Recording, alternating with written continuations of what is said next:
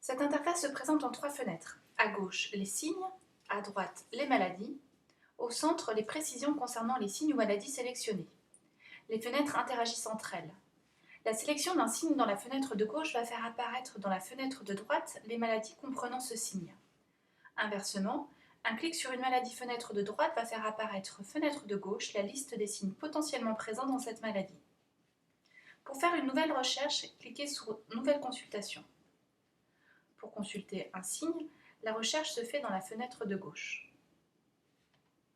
Il s'agira d'une recherche clinique, symptômes, syndrome ou atteinte, d'une recherche paraclinique, examen sanguin, radiologique, électrocardiographique, ou du terrain, antécédents et incidences particulières. Pensez à sélectionner l'icône correspondant. Nous allons chercher crampe.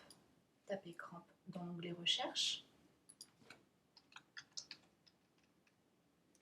Un clic sur le signe vous permet de faire apparaître dans la fenêtre de droite les maladies dans lesquelles on peut retrouver ce signe, classé par prévalence de la maladie, ainsi que par fréquence du signe dans la maladie. Retrouvez les informations sur le classement des maladies, notamment sur le code couleur, dans cette infobulle. On pourra sélectionner les maladies par spécialité.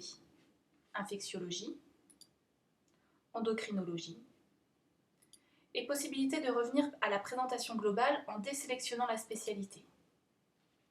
On peut par un clic visualiser une fiche maladie à tout moment, permettant une présentation des signes répertoriés dans cette maladie, avec mise en avant des signes ou examens complémentaires à rechercher en première, deuxième ou troisième intention,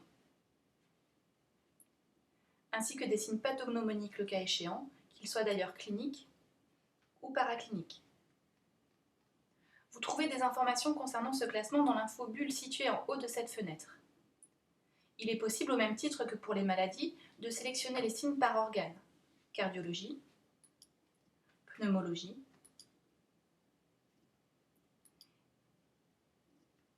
il en va de même pour les examens paracliniques, hématologie, anapathe, radiologie. La fenêtre centrale va regrouper divers renseignements que vous retrouverez en survolant les icônes, généralité, définition et bien d'autres. À noter, l'icône bibliographie permet de retrouver les sources de toutes les informations contenues sur le logiciel.